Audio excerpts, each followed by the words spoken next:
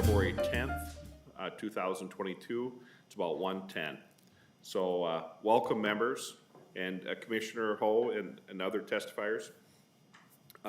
We got just a brief 10 questions that we'd like to follow up from the previous committee hearing. And we did send these questions, it was late yesterday, to the commissioner, and some of the follow-up that we remembered from the previous hearing. And I thought we'd just take a few minutes and kind of go through those 10 questions, and then we'll continue on with the of looking at the HIB information. So members, we'll get started with Commissioner Ho if she is available. Back again. Pleasure to be with you. Thank you. Thank you for, I know you're very busy. Thank you for taking time again to visit with us on these questions that we sent to you. I know it was late last night. So do you want me to read them to you, Commissioner? Or I have them numbered 1 through 10, and we could just maybe expand on it, you know, what you can, and hopefully we'll get the questions answered, then we can move on to the HIBs. No, thank you, Chairman. I have them in front of me, so I'm happy just to walk through them sequentially, and then if people have follow-up questions as we go, I'll just defer to you, sir. Appreciate it, Commissioner. Thank you. Go ahead and start. The first question was, on what date did the agency begin to plan for what would happen when Rent Help MN exhausted its funding? I think, to me, the most important thing is that we always knew it would end because it was just the 2 appropriations. So it wasn't really a question of whether it would end, it was when. And you'll recall that we spent a lot of energy early on getting it fully operational and in place. And so it really wasn't until November that we started having conversations about when might it end. That's when we first started signaling to the media in my monthly media briefings that it was ending. At the same time, we were trying to make sure that people understood that it was still open for applications. We didn't want people to have the sense that it had ended, and we didn't want to kind of create a sense that it was ending sooner than it was going to end. So it was kind of a balanced messaging piece. You know, one of the key things that was an unknown variable was that the Treasury asked us on November 30th if we wanted reallocated funds. And we requested $231 million of reallocated funds with no idea whether or not we would get any. And it wasn't until January, I believe January 3rd, that we heard back from the Treasury that we were not going to get any reallocated funds, which became a very large factor in the decision-making process. The other thing that was key, and I do have some slides available if you want me to put them back up, but you saw the slide that I presented on Tuesday with the rate of applications growing as we moved through the fall, with December being one of the largest months of applications to date. Just the application intake, Dan, would be great. I think that's slide 4 you've got there. And so as January was transpiring is when it became clear that we needed to make a decision about whether we were going to close in January or stay open into February. So I would say we understood that the program would end before it even began. We were really focused on making sure that it was that we were moving the claims through the system. There was that big breakthrough in October, and it really was in November that we started talking publicly about the fact that it was going to end. And then it was when Treasury said no, we weren't going to get any more money, and the January claims pace that became clear. The second question is, even if the exact date at which the program would stop receiving applications was unknown, wasn't the agency able to forecast when the likely end of the program would be, knowing the total amount of funds received by the state and that the receipt of additional federal funds was unlikely? We actually didn't know that we wouldn't receive a first reallocation of funds. We had no we had no basis for guessing whether we would or wouldn't receive a reallocation of funds until we actually got that information from the Treasury on January 3rd. And I think the other big factor here is just the fact that the pace of applications in January, even before we announced, was getting large. And we had the benefit of other states that had closed their programs as early as before Thanksgiving, so that we could begin to understand what the experience was of just a handful of other states that had already gone through program closure, to be able to anticipate the surge that would happen between our announcement of a final deadline for submitting and that deadline date, which in fact we did experience. So the key is really that we did not know. We didn't have all the facts on December 6th that we had by the time the decision got made in the middle of January. So that was the third question. If the agency had plans in place, why were these not discussed at the December 6th Housing Committee hearing? If I had been asked at the December 6th Housing Committee hearing, sir, when we thought the program would likely close, I would have said in the first quarter. But I would not have known exactly when in the first quarter. I didn't have the information available to me at the time to know that. You asked why the plans were not shared with you after Senator Dietzich, and you wrote to me on December 21st. Because things were moving quickly, you know, I think I suggested that we talk. I was concerned that if we put something in writing, it was going to be dated. And even if I had written you on the 21st, I would not have known, sir, that we wouldn't have heard from the Treasury until January 3rd, that we weren't going to get a reallocation. Number 5, will applications be considered no longer pending when funds have been fully expended, as it would be impossible for the application to receive a payment? So that there's a hypothetical here, is assuming that I still have applications that are pending when the funds have been fully expended, which I don't think is the case. In fact, this is the very situation that I was trying very hard to avoid by closing in January and not staying open in February. So we have a high degree of confidence that we have sufficient funding to process and pay on applications that have been submitted by the deadline. You know, we have to actually individually review each application to make a determination of payment before we have the actual final numbers. I mean, so in the highly unlikely case that we would have run out of funding before all pending applications are approved, we would go through some process of declining or withdrawing the remaining applications, but I just don't think that that's a bridge that we're going to have to cross because of the decisions that we made on the deadline. Number 6, in the last hearing, I said it would be a disservice to keep Rent Help MN open to receive applications that couldn't reasonably be expected to be paid due to lack of funds. Does this mean that the program will remain closed to new applications, barring any new funds becoming available to the agency? I mean, first I just want to clarify that by disservice, what I meant that it would create a sense of false hope to both renters and property owners that there was money available if I were taking applications beyond the point where I thought that I was going to have money to be able to pay them.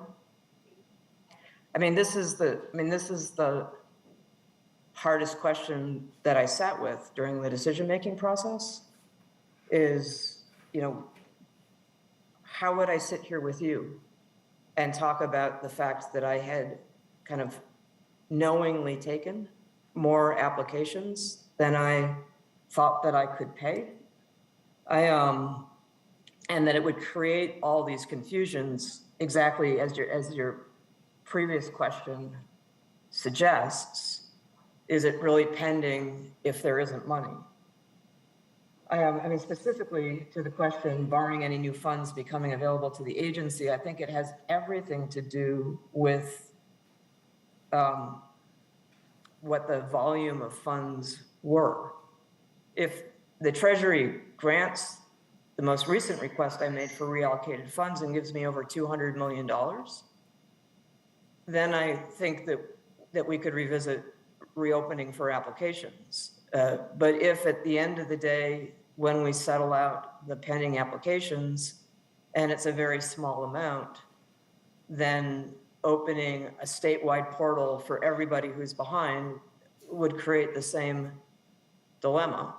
And so, you know, in a way, I mean, the Congress kind of anticipated this with the second allocation of emergency rental assistance in the American Rescue Plan Act in March by making these funds available all the way into 2025. So I think the idea that we have the opportunity with a program this large to settle out what's come in through January and then figure out if there's something left, what to do with it within the confines of what the Congress and the Treasury allows. You know, there's that opportunity, but I think it's going to be several months before we're in a position to know what that is. So I guess what I'd say is at this time, the portal is closed and will remain closed to new applications to the state. You know, there are still tribal programs and there are some of the local jurisdiction programs, and I really can't speak to those because I don't get data on how those are operating. Seventh question is I testified, sorry, I hard to say this and get my words right. I testified that I believe there are sufficient funds remaining to pay all pending applications. I think this is what I was just talking about. What happens if we have a small amount of money remaining after paying all the pending applications? For example, it would be difficult to reopen the program if there were less than $1 million available for assistance. Absolutely, I agree. I would be in conversation with you, and I would go to my board of directors. I think that if it were, you know, just $1 million, I think that we would, you know, try to figure out a way to do something, you know, that was within the purposes and very targeted. You know, we've got multiple ways that money could be put out. Number 8, in determining whether to allocate funds for housing stability services rather than provide additional assistance directly to renters, which stakeholders were consulted? You know, I think first of all, I would, you know, talk about the testimony that Acer provided on Tuesday, the direct assistance that Nilima and her team provide to people to just help them navigate what's out there in the world. I mean, that's really been a critical part of rent help working.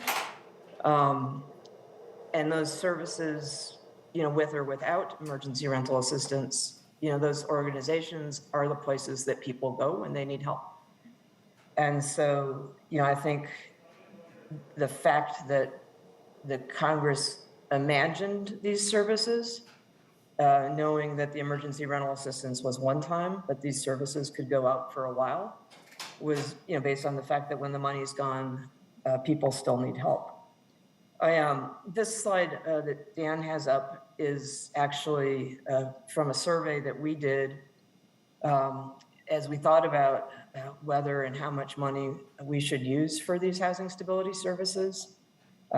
It went out to people who have been tracking what we're doing, including property owners and managers, the nonprofits, constituents. We held focus groups. We got over 1,200 responses to the survey. The Congress said that 10% of ERA 2 can be used on these types of services, this whole list of services that's up here. The two we heard loud and clear were eviction prevention and housing navigation. And so, you know, what we've done is issued an RFP to do up to $9 million for those top two, the eviction prevention and the housing navigators. You know, based on what we heard from both the property owners and property managers, as well as other people with a stake in how this works out. So we're the landlords consulted, and what did they say? We have that data broken out here in green. It says differentiate the housers from others. And I mean, were renters who had pending applications that might now not be paid consulted. And what did they say? So I don't believe that we have renters who have pending applications that might not now be paid. So I just want to say that to the question. I mean, people want their housing crisis resolved, you know, I mean, they want to know where to go for help. You know, there's not, in the absence of Rent Help MN, there's not one statewide place to go. It's very local, and emergency assistance is implemented differently in different places. I mean, I think one of the things that we'll have to think about is what were the pros and cons of one doorway, and yeah, I think probably need to kind of just let some time pass so that we can engage in kind of a reasoned discussion about what the pros and cons of that have been. Obviously, it's easier when it's federal money. But the state spends money on this too, and so just really understanding the pros and cons of a statewide program, I think, would be helpful. Question number 9: if a renter with past due rent is unable to receive rental assistance due to a lack of available funds, would they be better served by housing stability services or by having their rent paid? So, I mean, this is a hypothetical question that I don't think will be an issue for us because of the decision that we made to close in January. I think maybe the way to think about it is if you have lots and lots of renters, and you don't have enough money to pay on all of them, what are you doing for those for whom you cannot pay? And how do you help them figure out other sources that they can go to get payment? And that's really what the eviction prevention and housing navigation is about. Number 10, has any Rent Help MN program team provided proof of pending applications in the form of a letter or email to a tenant that outline eviction protections or pending applications? Did landlords receive a similar notice? Tenants, renters, and the property that have pending applications can download or request a pre-qualification letter from the application portal.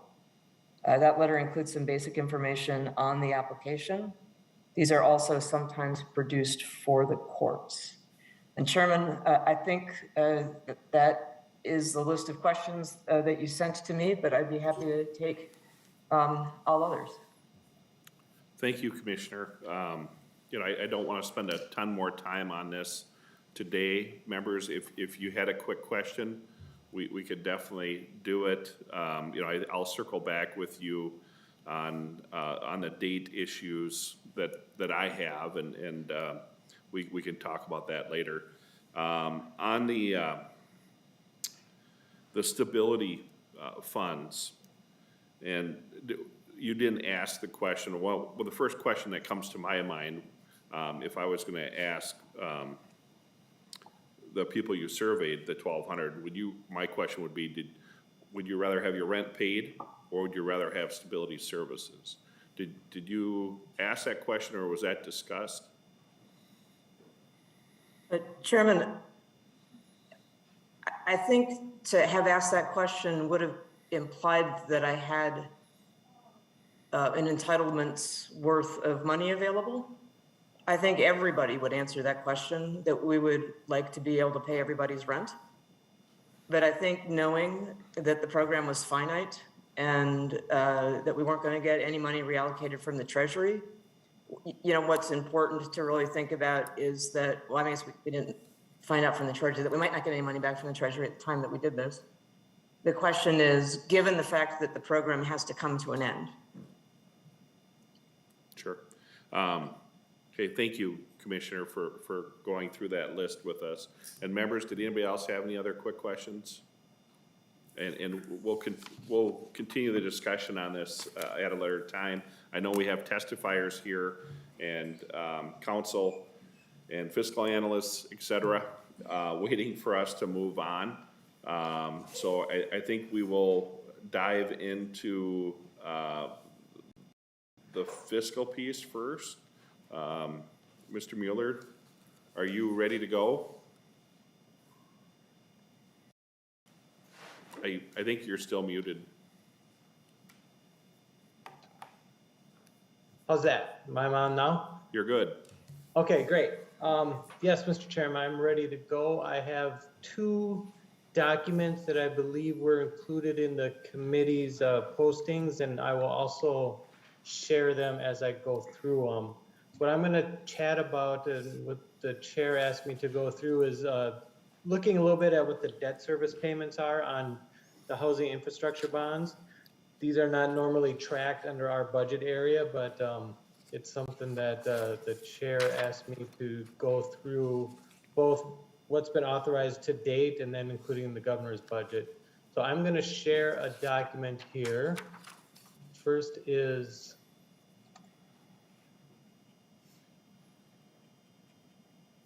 there we go. Are people able to see a document now? It's called Housing Infrastructure Bonds November Forecast. Yeah, it looks great. Okay, great. So the first document I'm showing here just shows what's currently been authorized, not including the governor's budget. It goes back to 2011. The first housing infrastructure bonds were in 2008 when $30 million were authorized. So right here shows what's been authorized, including what was authorized last year in the last year budget, $100 million. The debt service on what was authorized last year, we'll start paying that in 2024. So the current debt service we're paying on what's been authorized in fiscal year 22, which is the year we're on right now. So we're paying about $22.7 million of debt service on those bonds. And that'll jump up to about 29 million in fiscal year 23. And then after that, the new authorizations, the debt service on that will kick in. This is just based on a forecast. This is a straight up 8% payment per year. In the first year, they have half of that going out. So it all depends on when the bonds are actually sold, on when the real debt service payments start going out. But for forecasting purposes, we do use 8% per year of the original bond amount. So starting in the tails, we're planning on the debt service will go up to 37 million and then 41 million in fiscal year 25. And now you asked me to sort of look ahead going out in the next 20 years, what the debt service amount would be for all these different amounts as they close off. We pay the bond, we pay the debt service for about 20 years. So some of these will start dropping off.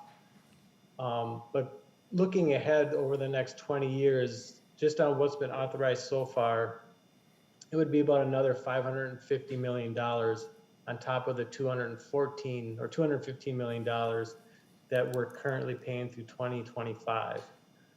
So in total, what's been authorized so far, we're at about, over the life of all the 20-year life of each one of these HIB authorizations, it would be about $765 million. The next document, and stop if anyone has any questions, but the next document I have is basically the same document, but I've also added now what the governor has proposed in this year's excuse me, budget which is another authorization of $250 million of housing infrastructure bonds. The debt service on that would kick in, like I said, it would all depend on when the bonds are sold, but for forecasting purposes, the debt service would kick in fiscal year 25, starting at $10 million per year. And then fiscal year 26 and later, that would actually double to about $20 million per year. So over the life, so if we included the $250 million that's in the governor's budget, the total amount paid between fiscal year ending in fiscal year 25 and then looking ahead through the end of the payoff of this amount would be about $1.135 billion of general fund debt service. Now, I'll note again that this is not usually tracked under our budget. The debt service part of housing infrastructure bonds is tracked under the debt service part of the budget and capital projects, you know, center box area over there. Last year in our budget bill was sort of the first time that we ever looked at the cost of the debt service. As you recall, Mr. Chair and members, we actually carried the debt service costs of this $100 million of housing infrastructure bonds. It was part of our target in conference committee because our bill did carry this $100 million authorization. But normally under our jurisdiction of just within the budget of the Senate, we do not carry these costs in our area. These are being carried in a different part of the budget. So that's what I have for now, and I hope that answered your questions, and I'd be happy to follow up with any other questions that anyone else might have. Thank you very much. It's exactly what I was looking for.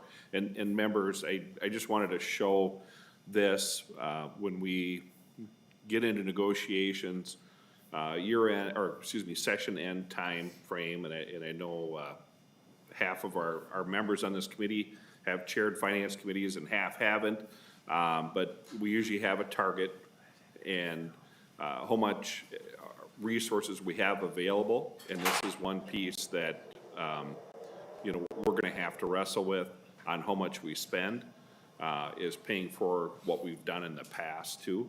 So I just wanted to make sure that the committee was up on the debt service for what we have done. I think we've done some great work, but we also have to pay for it. So members, any questions or comments on this? Senator Rest. How likely is it that the target will be zero? Thank you for the question, Senator Rest. For those of you who didn't hear, she asked, how likely is the target going to be zero? For those that don't know, it isn't a budget year, but we do have a surplus, and there will be a supplemental budget, I assume, but that's above my pay grade. So we'll let leadership decide that, and Okay. I have talked to leadership about, I think, what our needs are, and to see if we could maybe get some funding for some projects that I think would be worthwhile. But we'll wait and see what the leadership decides. So thank you for the question. Yeah, thank you, Mr. Chairman, appreciate it. Senator Rosen. And I hope that it will be above zero, because this is an important area, and I know that you believe in the mission of this committee, and I support you. Thank you. Senator Rosen. Thank you, Mr. Chair. I do just want to comment just a little bit on that, too. I don't think there's been any discussion, Senator Rest, on targets, because as the chair said, that this is not a budget year. But housing is very important. I think the focus is really one-time funding and not commitments that have tails ongoing. So it's a delicate balance that we're going to do, but we certainly feel housing is important because we peeled it off, and Senator Draheim, the chair, has done a great job with it. I do have a question, though, for the commissioner. What is the annual general fund, what is the debt service on the governor's budget versus the annual general fund appropriation for MHA? Commissioner? Chairman and Senator Rosen, I will need to get back to you on that. I just don't have that information in front of me, but I'll get back to you on that. Thank you, Mr. Chair. I would appreciate that. I think Mr. Mueller's on, and he might have some information. Sure. Mr. Chairman and Senator Rosen, the debt service on the governor's proposal of $250 million of HIBs would be $10 million in fiscal year 25, and then it would jump up to $20 million in fiscal year 26. The current general fund budget of Housing Finance Agency is about $68 million in fiscal year 22. There was about $10 million of one-time funding in there. So then the ongoing funding of Housing Finance Agency Fund is about $58 million per year ongoing. So the adding $20 million of HIBs would be, almost a third of what, if you want to just compare that part to what their operating budget is. Like I said, it would be $20 million on the HIBs of just the new HIBs, and then their ongoing budget is about $58 million per year after fiscal year 22. Senator Rosen, Yes, did thank you, that Mr. Chair. clarify anything? I would like to know the difference between HIBs and just general GO bonds. Mr. Mueller, excuse me. Mr. Chairman, our fiscal analyst over in the debt service, the capital bonding area, probably be able to explain this better, but what we pay on HIBs are basically appropriation bonds. And like I said, the debt service on those are a little bit higher than the GO bonds, but they can be used for a wider amount of purposes. Like I said, the total amount of debt service that just on HIBs, if you don't include what the governor has proposed, say in fiscal year 23 is about $29 million. Compared to all the debt service on all of our GO bonds is right now, I think, about $600 million. So compared what we're paying off on HIBs compared to the GO bonds is much smaller, but we do pay a little bit higher interest amount.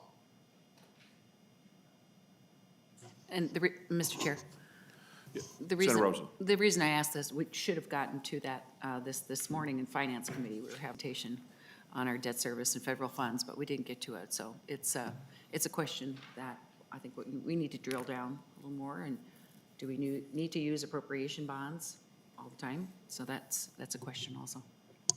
And that's one committee I haven't had the luxury to serve on is bonding, but I think there's a difference between the HIBs or the housing infrastructure bonds, that most of that money, from my understanding, is a finance package that is repaid.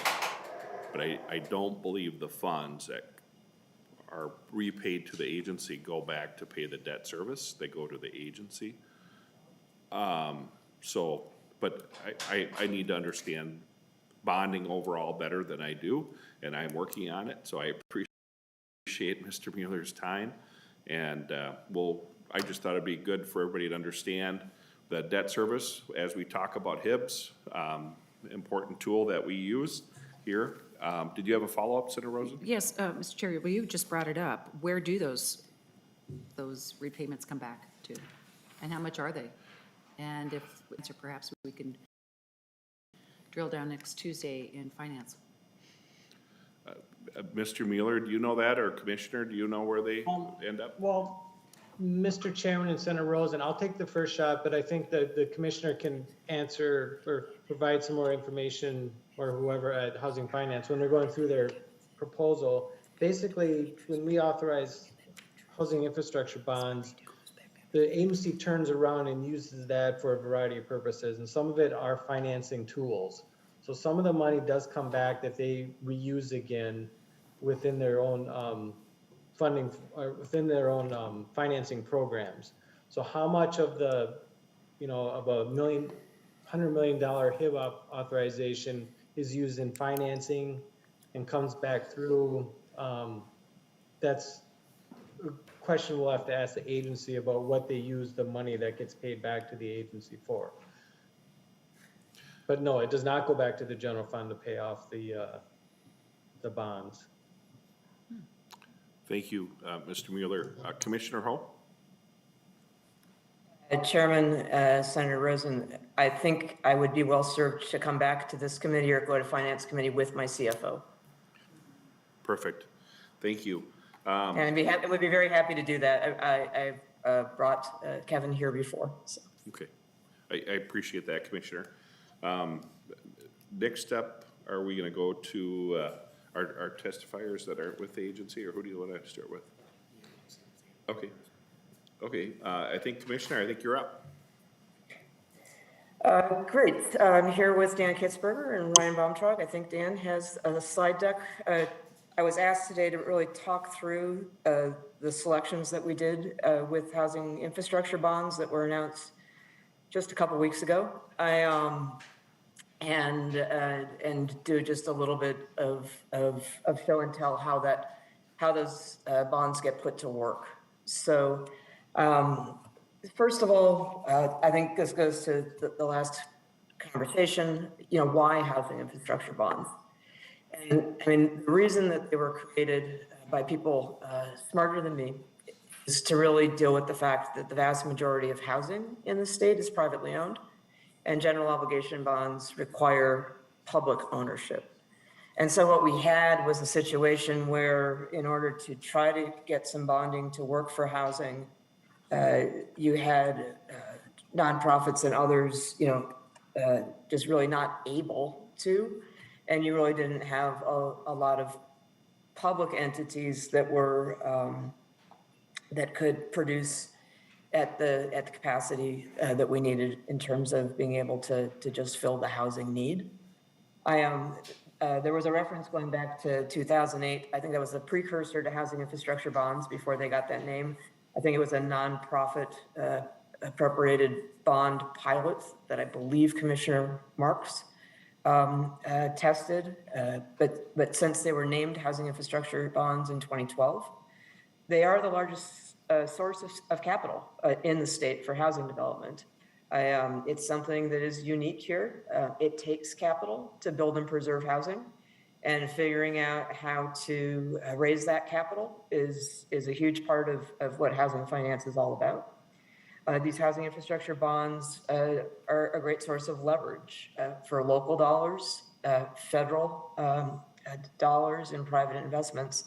And they allow us to spur development that without it just would not happen. So they help us create and preserve more housing in Minnesota, and to do it for lower income Minnesotans. Next slide, please, Dan. The uses of the housing infrastructure bonds, really originally very focused on building permanent supportive housing for people who are experiencing or at high risk of homelessness. And then that also includes, many people with behavioral health needs.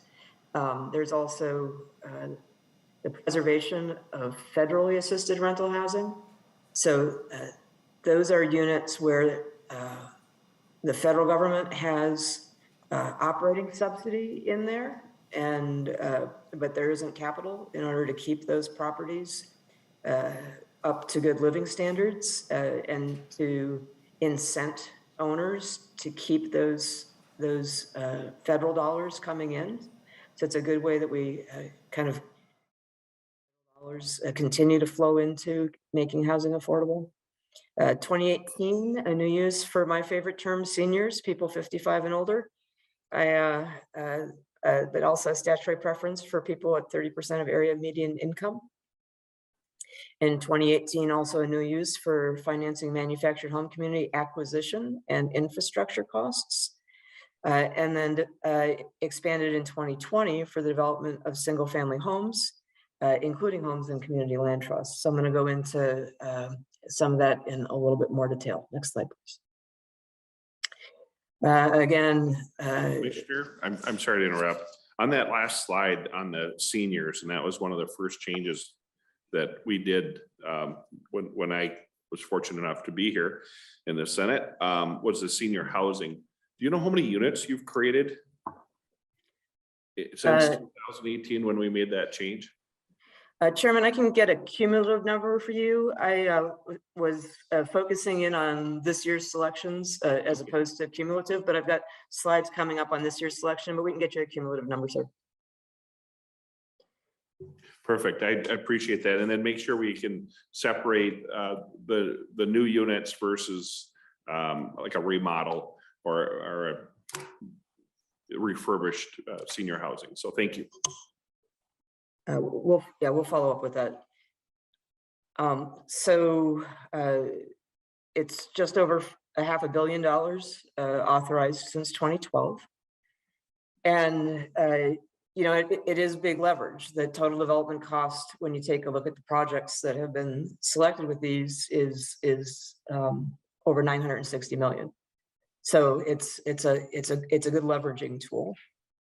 All told, so not the breakout, but all told, 6,200 units that are created or preserved, including units that are in the pipeline because they were selected last year or this year, and are still in process.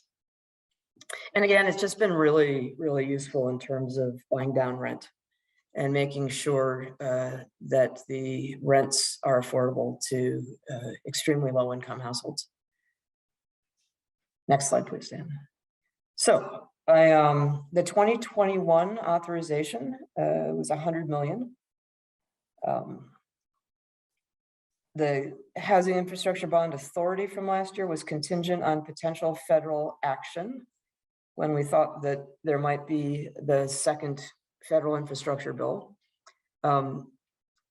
It was also negotiated to have a third of the $100 million be set aside for single family development at $18.333 million, and for manufactured home community acquisition and infrastructure, 15 million of that 33 1/3.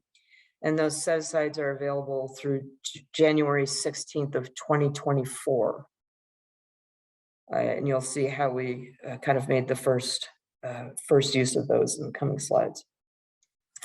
Just want to walk through the outline of the agency's consolidated request for proposals timing. I think one thing to note is that Mr. Mueller was talking about the agency's appropriated budget, but we also receive funding from HUD housing programs, the National Housing Trust Fund and the Home Investment Partnership Program. We are one of the allocators in the state of the housing tax credits through the Treasury Department and the IRS. And then we also work in partnership with local jurisdictions that have their own resources or their own allocation of federal resources, kind of understand, and with some of the nonprofit funders as well, to just kind of understand how do we collectively put together the package of funding that makes it possible to do more housing in the state. So at the beginning of the year, we just do a lot of technical assistance and outreach, helping folks understand what we hope to have available, how the process works. Last year, we opened the request for funding on April 14th. So what would usually be towards the end of session. The bill was signed into law at the end of June, but our RFP that had opened in April closed on July 15th. So there's not a lot of time between when the bill was passed and the application process was closed for people to kind of understand what was going to be there. But then again, we always get more applications than I have funding available to do it. So it's always, for me, a good story. No matter when the news comes, you'll remember the year before the bonding bill passed in October, which was a bit of an anomaly, but it was something we were still able to put to use. So we get the applications, and we do a lot of reviewing and due diligence on those, especially the federal housing tax credits. There's some, a lot of technical requirements. There's technical requirements on some of the HUD funding. So trying to figure out, how do the projects that are proposed line up to the various funding streams. We are waiting this year for the legislative contingency on the federal infrastructure to expire at the end of the year. The language that was passed last summer gave us the authority starting on January 16th of this year. I went to my board of directors on January 27th with recommendations for selections that were announced the following day on January 28th. So let's go into these in a little bit more detail. We did over 1,500 units because of the housing infrastructure bonds. That is the most homes, units impacted with housing infrastructure bonds ever. Commissioner, on that number, do you have a breakdown between the new units and the preservation units? If I don't have them in these slides, which I'm not sure I do, we will follow up with you on that. This was a big development year that we're creating a lot of units, but the work in the manufactured home communities tends to be kind of, infrastructure and preservation. And so with the new use on manufactured homes, there's a lot of preservation that kind of happens by definition, although some of that is new unit acquisition as well. Thank you. The housing infrastructure bonds are about a quarter of the total development cost for the selections that we did. So you can imagine that if we didn't have them, we would do about a quarter less. This was the biggest year for the single family and the manufactured home community infrastructure use of housing infrastructure bonds. So I'm going to go through our rental housing, the single family housing, and the manufactured home selections separately. Take a look at the number of projects that came in the door on rental multifamily. 25 proposals came in requesting over 200 million of housing infrastructure bonds for 1,500 units, a split 40-60 in terms of proposals that came in from greater Minnesota and the Twin Cities metro area. When you get through all of the scoring and criteria and the matching of projects to funds, we selected 11 using housing infrastructure bonds. I mean, overall, we selected more than this in the consolidated RFP, but we just wanted to do a spotlight on the part of it that's housing infrastructure bonds. We allocated we will allocate, we've designated 94 million of housing infrastructure bonds towards that.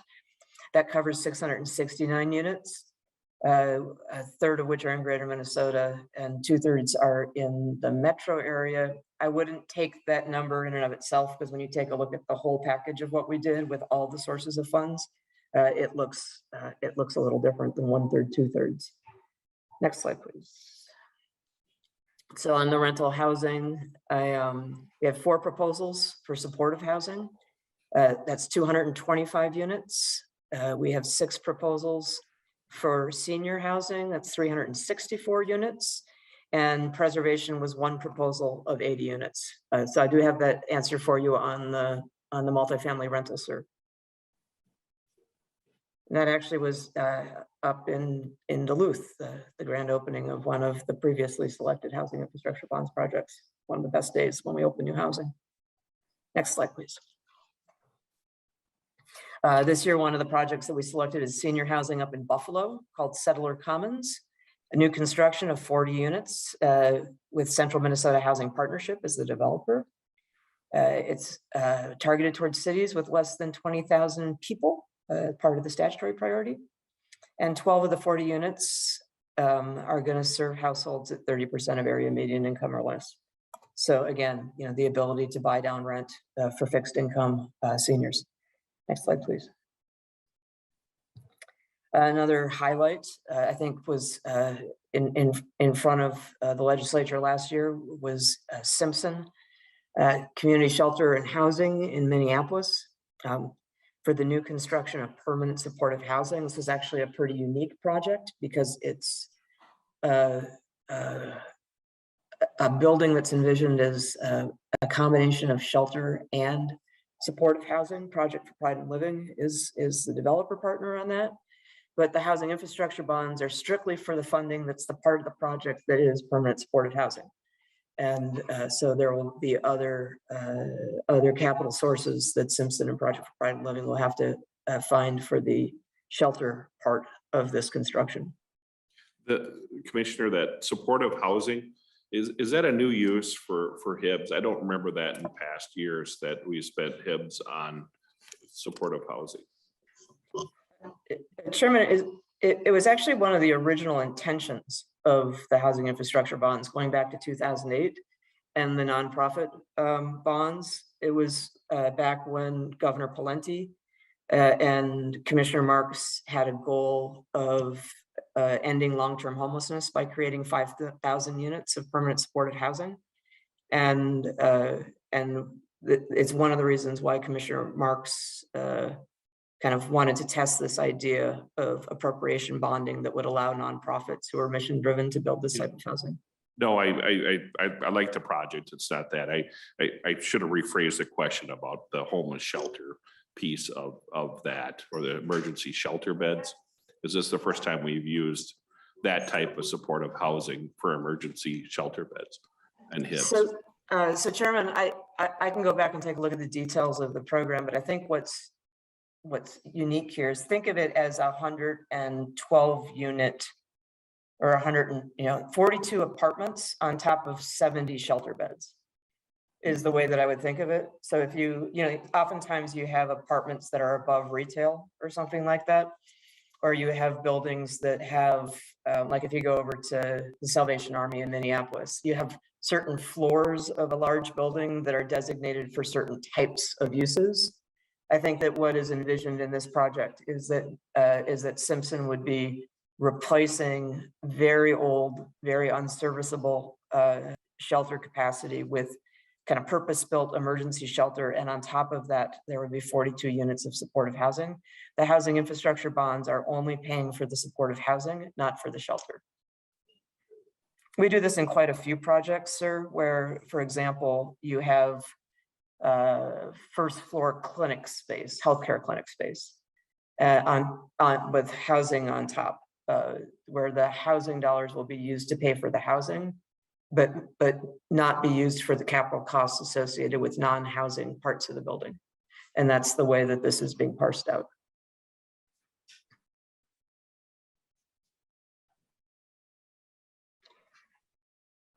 So then I can do a spotlight on the housing infrastructure bonds as it relates to this year's single family selections. First of all, I just want to ground this conversation in the fact that, Minnesota Housing does a whole range of things as it relates to home ownership, everything from mortgage and down payment loan programs, home ownership, education and counseling. We have home improvement and rehab loans. And then, of course, we have development sources, and then this newer work that the agency has been doing around manufactured housing and manufactured home communities. Next slide, please. So with the single family side of the consolidated RFP selections, the total request was for over $36 million when proposals coming in at 760 units. This year we selected 12.5 million on 36 proposals. So you'll see that we say yes to most of the proposals that come in the door, but at a lower unit number than the developer's request. We use both the challenge appropriations item, 6.7 million for 19 proposals. We used housing infrastructure bonds, 5.3 million for 16 proposals. And again, it was the largest selection with housing infrastructure bonds for single family development. The agency also did some interim construction loans, which makes sense when you're doing something that is going to be converted to home ownership. Commissioner, we have a couple questions here. Senator Dietzig. Thank you. Thank you, Commissioner. One of my questions regarding this, and if you can refresh my memory, there's been a lot of stories recently about single family home developments that are rental. Do we have a specification in these HIB bonds that require this to be owner occupied single family homes, or could it be the rental? Commissioner? Chairman and Senator Dietzig, I'm going to get back to you with the technical language on that because I don't want to misstate it here. There are a number of different models that communities come to us on the single family side. And if you take, for example, the manufactured home stuff, which I'll go into next, you can have a manufactured home community where you have a mix of owned and rented units on cooperatively or privately owned lots. And so there's a lot of different nuances. I think the important thing, if you take a look at the way the agency funds things, is that while we do have priorities and different funding streams have priorities, communities come to us with what they want to do. And, and that allows for some variability based on community, but I know you love detail. I will get you the detailed answer and make sure that we get that right. Senator Rosen. Thank you, Mr. Chair, and thank you, Commissioner. The challenge program, is that about the average or is that low for what you have appropriated in the past for 19 proposals? And are they all single family or is there any other designation for those? Commissioner. Chairman and Senator Rosen, thanks for a question that I can answer on the spot. So the challenge program allows us to do a multifamily rental and single family. And so when so we're using it for both purposes. And really try to make sure that we're using it in both spaces. What having housing infrastructure bonds available for single family does is that the housing infrastructure bonds were predominantly used on the rental side. And now we're also using those on both sides. So it's a really interesting mix and match that the agency does as we sort through the multifamily and the single family and other RFP proposals to really try to figure out how not just to look at those proposals within those two separate silos, but how do we look across and make sure that we're mixing and matching the federal funds and the state appropriated and the housing infrastructure bonds and other things so that they match well to what a project is trying to do and the capacity of the developer to manage different types of funds. I mean, housing finance, isn't for the timid. And depending on which funding streams you have mixed and matched in a project, the ability to follow federal compliance, tax credit rules, things like that can get pretty complex. So it really is trying to figure out what's the right funding stream for the development or mix of funding streams. So, Mr. Chair, thank you. Commissioner, before we allocated the uses of the HIBs last year, how much of the funds or total funds were allocated towards single family or allocated towards manufactured homes? Chairman and Senator Rosen, I can get back to you with the historical amounts. I mean, what I'll say is that this shift to housing infrastructure bonds for single family over time will allow us to do more in single family. I mean, if you go back to just the top line numbers, if you go back a few slides, Dan, to the multifamily top line.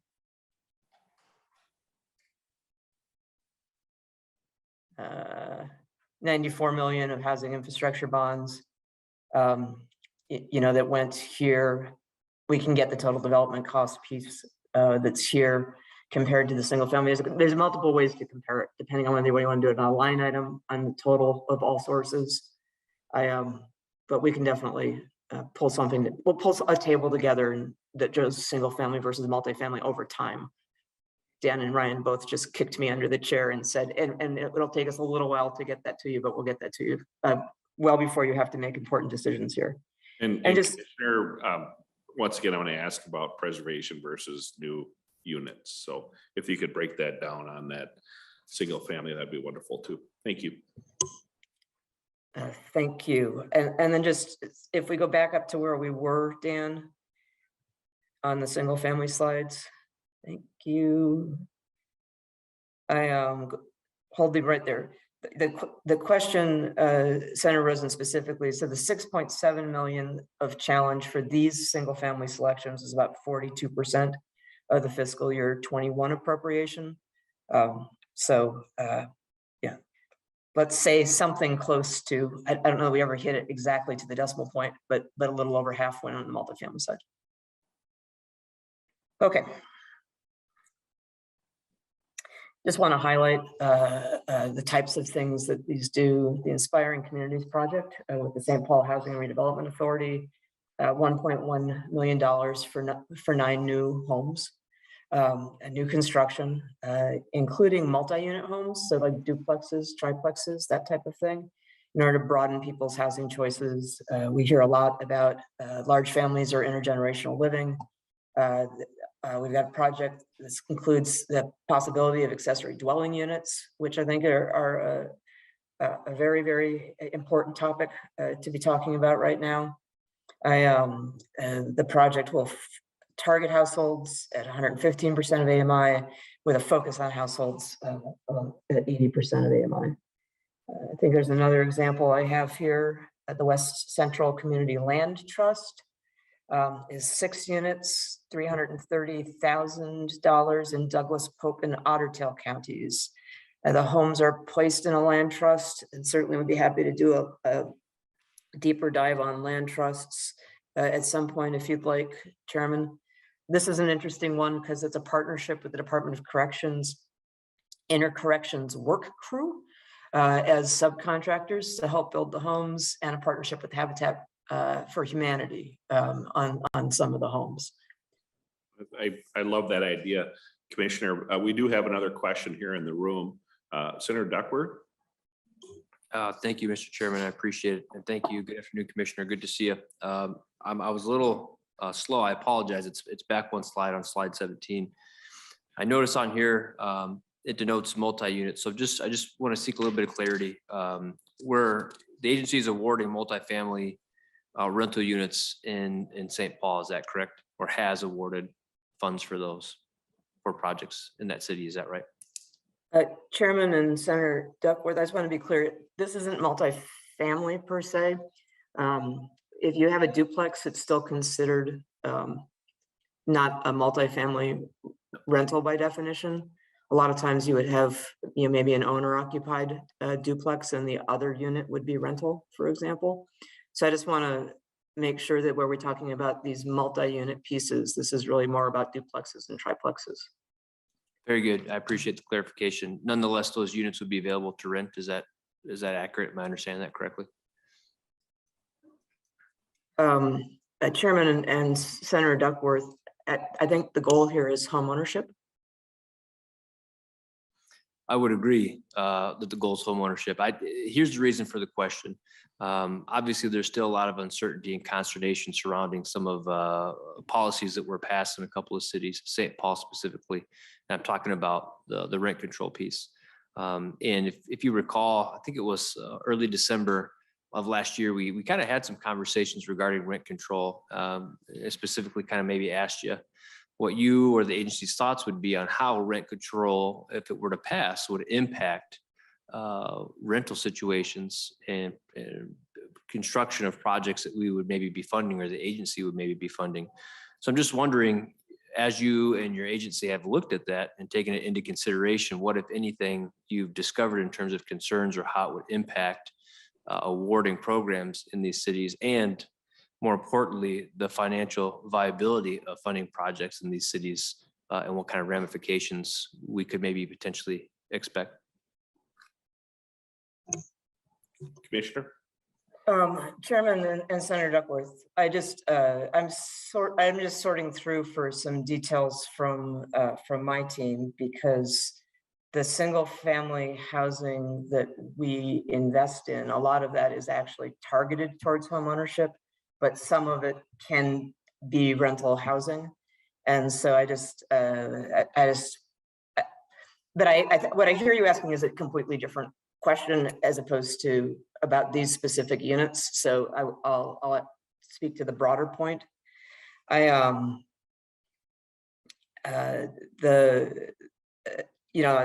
been in dialogue with the metropolitan jurisdictions around their decisions around the rent control referendums that they had. I don't know what the right technical word is for that. It's certainly something that we'll be watching in terms of the impact on developers' decisions, because there are places that we have investments made. But I think that's a dialogue that's going to take place over time. And so, the agency hasn't taken a position on that, but we're very interested to make sure that the investments that we made, have a strong return. Follow-ups? Thank you, Commissioner. I appreciate you wading through what maybe I asked initially as a kind of a confusing question. But you nailed it. That's exactly the point I'm getting at. How will rent control impact projects in these cities, especially from the agency standpoint? And I think we already know how it's impacting some builders and developers. They've stopped projects. They literally stopped digging and have said that investors are pulling out, which is, as you know, potentially only going to exacerbate the unit shortage we're experiencing in the Twin Cities market. So I'm not looking to make a heavy-handed political point here. I'm just asking for the agency to give consideration to how that's going to impact projects moving forward. If we're seeing it play out in various ways with other builders and developers, it's only natural that we would have the same concerns regarding some of these projects and how these funds would be impacted by those measures. So I appreciate your response, and hopefully in the not too distant future, you and the agency will be able to better ascertain what we can expect in terms of how these projects will be impacted moving forward. Thank you very much. Chairman and Senator Duckworth, there's a couple points. One is that from time to time, not often, we will fund a project that at the end of the day, somebody comes back and says, we regret to say that we can't do it. And so then the money that we had allocated for that deal gets moved into another deal, either in the next funding cycle or however it works. I think the thing that's important to remember as it relates to the rent level is that a lot of what we do with state and federal resources already establishes kind of rules on rental price. So we are the subsidized end of the market, not the private end of the market. And so it will be interesting to see how these discussions play out. But in many ways, there are already agreements around rent levels as a criteria for being able to get access to the state or federal or local resources. Thank you, Commissioner. Let's see if we can wrap up the last few slides here so we can get to the other testifiers too before we have any more questions, members. I'll turn it up. I just want to remind folks that we also do funding throughout the year with some of the appropriated items that aren't a part of the consolidated RFP. Very importantly, the Workforce and Affordable Home Ownership Program. There was a one-time increase in the 22-23 budget of $3.5 million. So this is a place where we did 8 proposals for 40 units, as well as some interim construction loans. These tend to be smaller communities. We've got 7 of the 8 proposals in Greater Minnesota. I'll keep going for the interest of speed. And then manufactured home selections. This is an exciting area where the agency is doing so much more than it used to do because of you. I mean, you have given us the resources and asked us to focus more on it, and we are. We had 14 proposals come in, which is more proposals than we had seen before. We selected 12 for $7.5 million, impacting 1,247 families. State appropriations of 2.1 million, housing infrastructure bonds of 5.4 million. Again, this is something that allows us to do more in Greater Minnesota. 8 of these projects are in Greater Minnesota. Next slide, please. So, what does this money do? It helps with resident-owned cooperative communities. I think you have a North Country Cooperative Foundation teed up today. So 2 of these are cooperative communities. 1 of them is city-owned. 9 of them are privately owned. We're creating storm shelters for a safe place, when a tornado rolls through or a bad storm. Proposals that repair damaged roadways. Some of the roadways in old manufactured home communities are so bad the school bus won't come in, and the garbage truck won't come in, which means that kids have to go all the way out to the highway to get picked up for school. We got 7 proposals around sewer and water, and really, the idea that Some of these are built outside of city limits, and it was a private ownership, and it's private utilities. It's wells that are 50, 60 years old. 3 proposals upgrade just basic electric stuff. So this is really basic infrastructure that has a dramatic impact on the health, safety, and well-being of the residents. Just want to spotlight 1 or 2 projects real quickly. Woodlawn Terrace in Richfield. This is a switch from a private owner that's transitioning to a resident-owned co-op. There are currently 30 occupied manufactured homes there, but there's the opportunity to increase with an infill up to 30 more. So the agency started lending activity to help with acquisition and improvements in June. We did an acquisition loan December of last year. The first wave of new plant units is planned for May of 2022, $1 million in housing infrastructure bonds. And this is a place where this is the water from the well is so brown that people can't drink it, and it's ruining people's fixtures and appliances. And this is an opportunity for them to get connected to the city of Richfield water service. And then one last slide, I think. Here, Twin Haven Estates up in Detroit Lakes, $600,000 for a failing septic system. And just, you just don't have to think too far to imagine what that would be like. Last slide. That's me. I'm done, sir. Thank you. I'm really pleased on some of these projects. I'm sure it's a tough decision to sort through all the proposals, and thank your staff and everybody that works on that. Senator Port, question? Yeah, really quick. This probably, Commissioner, you can add this to the list of things to get back to us on, but in the projects that you funded, both in the Buffalo one, you noted that a portion of it was at the 30% AMI. And the St. Paul project you noted was aimed more towards the 80% AMI. Can you give us an overall sort of breakdown of how much housing infrastructure bond is going to projects that match that 30% AMI need? Chairman and Senator Port, we certainly can do that. What I know just off the top of my head is that in this year's selections, we had more units than ever that are targeted towards people who make the least. And that has been some intentional work of the agency. If you're going to use these scarce public resources, we want folks to really be focused on creating units that are available to folks who make the least. But we can get you numbers on that. Thank you. Thank you for the question, Senator Port. Members, we're going to move on to a couple more testifiers. Commissioner, thank you. We have 2 more testifiers. Sir, and if you hang on for just a minute or 2. I appreciate the other 2 testifiers being patient. We're going to try to get you done on time here. First up, we have Noah Hobbs, the lending director for One Roof Community Housing. If they are available first, that'd be great. Are they unmuted? Yep. Oh, there he is. Yeah, thank you, Chair Draheim. My name is Noah Hobbs. I'm the lending director at One Roof Community Housing up in Duluth, Minnesota. And we are a single family and multifamily developer.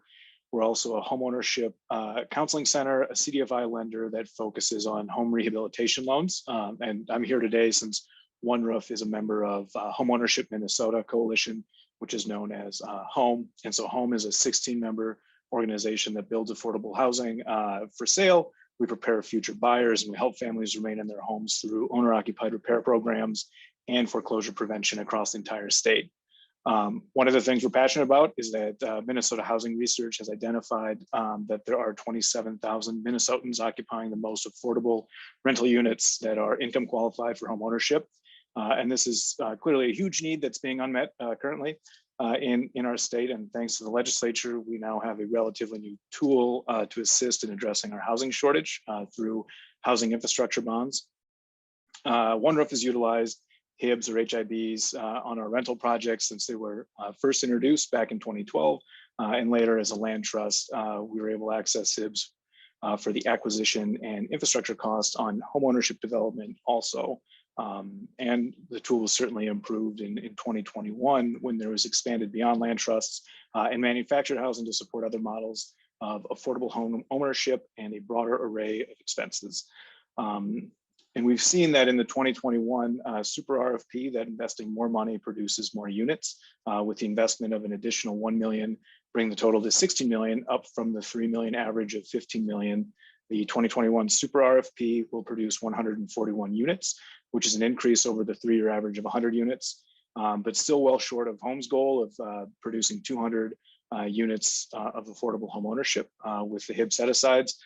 It's important to delineate that Home's definition of a unit differs from Minnesota Housing's as we define a unit as new construction or the acquisition, rehab, resale of an existing unit, while Minnesota Housing also includes owner-occupied repair programs and standalone down payment assistance.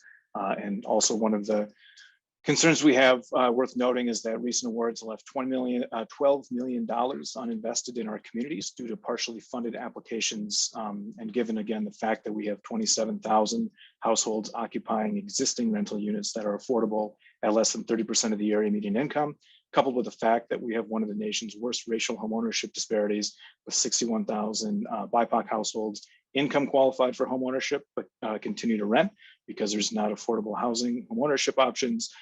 We don't think we should be leaving money uninvested in our communities at this time. And I thank the commission for allowing me to speak. Thank you for your testimony. Members, we're going to keep on moving here.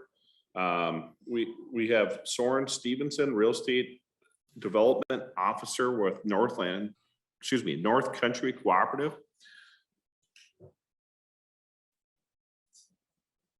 I am unable to come off of, I'm unable to turn on my video, but that's all right.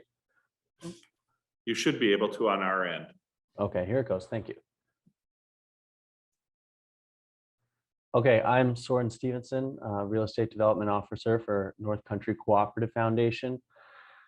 What I do is I go and talk to park owners across the state, seeing if they want to sell to the residents. I do a lot of drive-throughs and see the infrastructure of parks all across the state in the metro and greater Minnesota.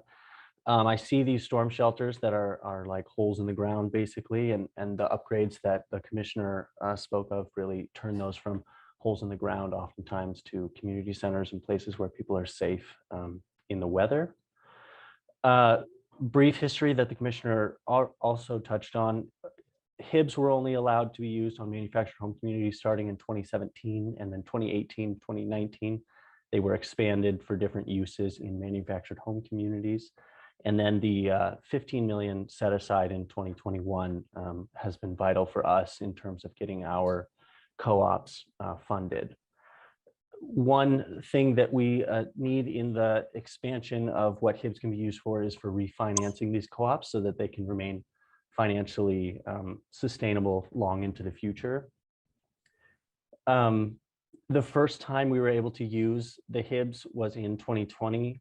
We used $600,000 on Sungold Heights, which is a park in Worthington, Minnesota. The commissioner mentioned that there are certain parks where garbage trucks and school buses won't go into, and this is one of them.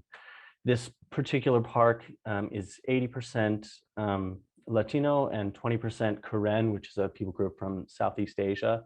That's 106 units, so about 80 families who are Latino. And they were unable to get their kids on the bus in the park themselves. They had to walk out to the highway, but because of the HIBs, they are now not having water breaks in the winter or freezing, and they are able to have garbage service into their homes. Also in 2020, as the commissioner mentioned, there was Woodlawn Terrace, which received $1 million of HIBs, which leveraged $350,000 from the city of Richfield, as well as an equity contribution from the co-op.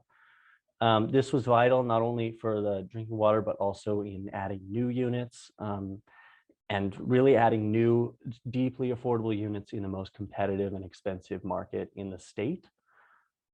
These HIBs have been vital, and we hope to continue to use them to expand homeownership opportunities for low-income Minnesotans all across the state. Thank you very much, and thank you for your work. With that, members, that's the end of my agenda. We do have some questions that we'll carry forward for the next meeting. I kind of want to make that a practice, that if we have things that we weren't 100% sure on, we should make sure you communicate with Joel. Let's get a list of questions to whoever we need to get them to, and try to get that answered in a timely fashion, so we're all familiar. I think that's great. I thank you, Commissioner, and other testifiers, and great to see so many people in the room. Thank you for showing up in person. And with that, members, we are adjourned. Thank you. Thank you.